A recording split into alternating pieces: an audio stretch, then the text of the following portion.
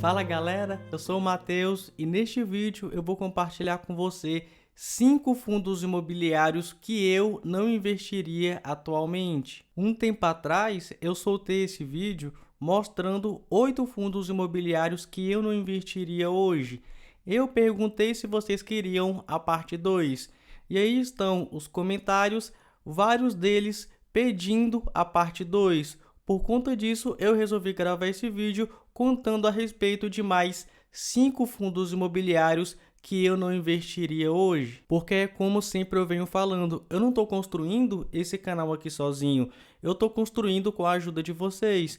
E se você é novo por aqui, eu convido, se inscreva aqui no canal, vamos nessa aí aprender a investir em fundos imobiliários, em ações, em renda fixa, para conquistar nossa liberdade financeira aí no futuro. Não esqueça, ativa lá o sininho para que sempre que eu vier postar um vídeo novo, você receba uma notificação e não perca mais conteúdos como esse.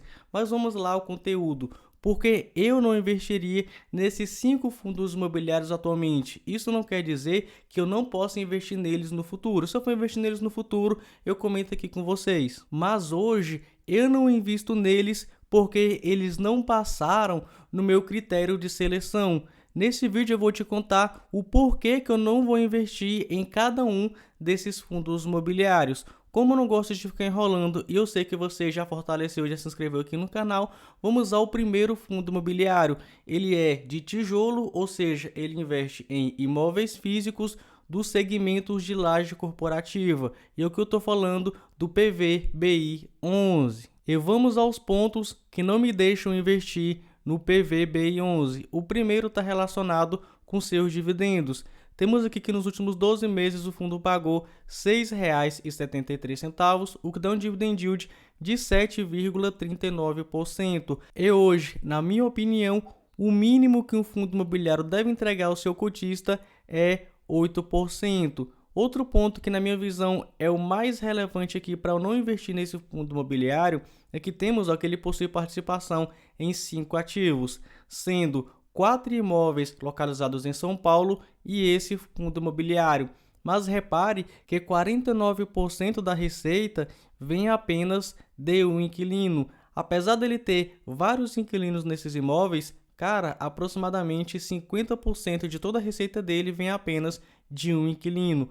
Outro ponto bem relevante é que 89% dos seus contratos são típicos, ele ainda tem 11% em RMG. E o fundo ainda está endividado. Eu entrei aqui no informe mensal do fundo do mês de junho de 2022, afinal estou gravando em julho de 2022, né? Então a gente ainda não tem o do mês corrente.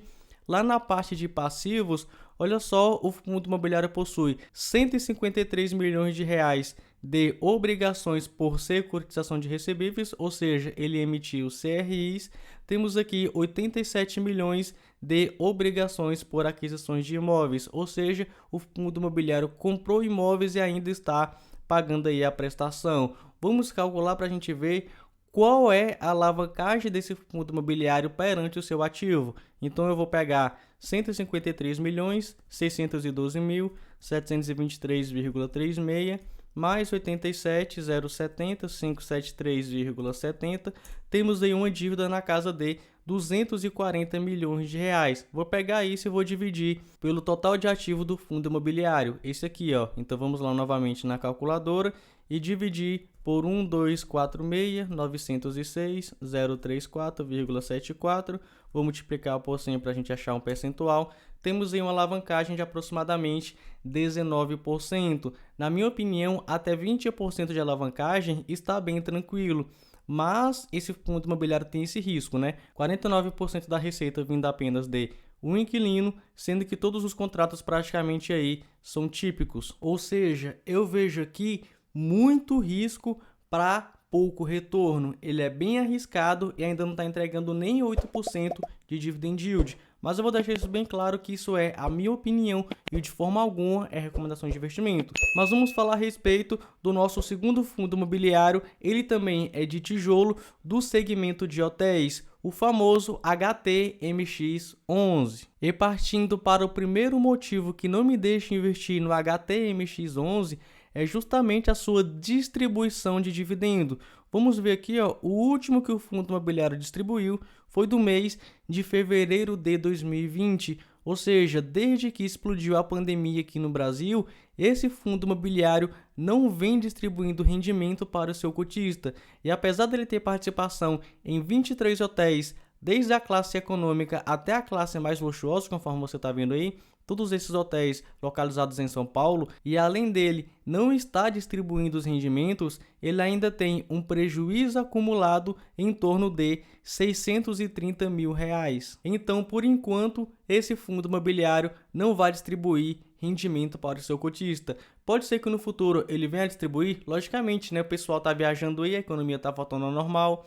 Eles estão lá alugando seus hotéis, eles vão logicamente pagar aquela dívida, né? Pagar aquele prejuízo e começar aí a distribuir rendimento para o seu cotista.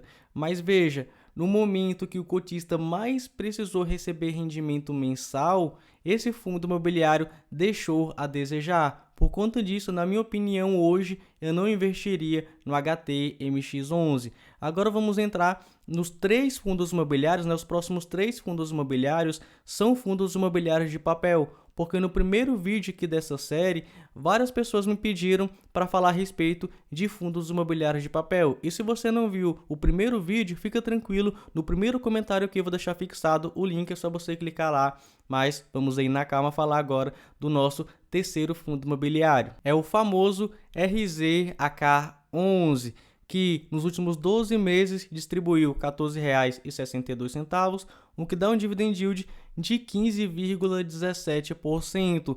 Muitas pessoas focam só nisso aqui, ó, no rendimento que o fundo imobiliário vem distribuindo e não vê a respeito dos pontos negativos. Entrei aqui, ó, hoje o fundo imobiliário tem participação em apenas 20 ativos, ou seja, é uma baixíssima diversificação de portfólio. Temos aí na tela para você 14 CRIs e cotas de outros 6 fundos imobiliários. Então, essa diversificação, na minha opinião, é baixa e isso aumenta bastante o risco do fundo imobiliário. O outro ponto que, na minha opinião, é bem negativo e por conta disso eu não investiria nesse fundo imobiliário hoje, é essa taxa de performance de 15% sobre o QCD, o CDI. E, na minha opinião, essa taxa aqui é bem salgada. Vejamos, ó, eu entrei no informe mensal do fundo imobiliário do mês de junho de 2022, porque foi o último aí que o fundo soltou. Vou entrar lá em passivo e olha só isso aqui, ó. Naquele mês, o fundo distribuiu R$ 7 milhões e quase R$ 2 milhões foi para onde? Foi para taxa de performance. E cara, eu sei que vários investidores não se importam com as taxas que estão pagando desde que vem, ó, recebendo rendimento, mas isso aí é muito ruim para um investidor que foca no longo prazo, porque você deixa muito dinheiro aí na mesa. Mas, como eu não posso recomendar aqui, fica aí a seu critério se investe ou não nesse fundo imobiliário. Na minha opinião, ele é bem arriscado porque a diversificação é baixa e a gente ainda tem essa taxa de performance que corrói bastante a rentabilidade do fundo imobiliário. Mas beleza, vamos falar agora do quarto fundo imobiliário que também é de papel e aqui eu estou falando do GCRI 11. E assim como o RZAC 11, ele distribuiu aproximadamente aí 15 para 16% de dividend yield nos últimos 12 meses. E muita gente só olha isso e acaba investindo no fundo imobiliário sem pensar nos pontos negativos. Vamos ver aqui então que eu vou te mostrar o porquê que eu hoje não invisto nesse fundo imobiliário. Primeiro, ele é recente, ó, ele teve seu início praticamente aí em 2021, então a gente tem aí aproximadamente 1 ano e meio de existência do fundo, não tem como a gente analisar o histórico dele no longo prazo. Por ele ser recente, ele possui poucos cotistas, olha só, o fundo não tem nem 3 mil cotistas, logicamente ele possui uma baixíssima liquidez, fica difícil você comprar a cota do fundo e fica difícil você vender as cotas do fundo. O outro ponto que na minha opinião é negativo é que esse fundo imobiliário não tem nem 100 milhões de reais em patrimônio. Por conta disso, ele possui uma baixa diversificação de ativos. Ele possui aproximadamente 20 ativos. São todos esses que você está vendo aí. E partindo para o quinto fundo imobiliário, ele já é um pouco mais famoso do que os outros. É o nosso PORD 11, que nos últimos 12 meses distribuiu 14% de dividend yield. Mas vamos aos pontos que não me deixam investir hoje nesse fundo imobiliário. E o ponto mais pesado que eu vi foi isso aqui, ó. Essa taxa de performance de 15% do QCD, o yield diário do IMAB, divulgado pela Ambima, paga até o 5º dia útil de cada mês. Na minha opinião, essa taxa de performance é bem pesada, é até mais pesada do que a do RSAC 11. Trouxe aqui para vocês os informes mensais, porque logicamente eu trabalho aqui com dados. Entrei aqui, ó, no informe mensal do mês de abril de 2022, olha só para você ver, no mês de abril de 2022, 5.257.000 para distribuir, e olha só uma taxa de performance de quase 2 milhões, cara, quase 50% daquele valor, né, que ele distribuiu. Vamos aqui ao mês de maio de 2022, lá no passivo novamente, olha só, pagou aí 5.667.000 de dividendos, né, de rendimento aí do fundo imobiliário, e ó, uma taxa de performance de 2.758.000.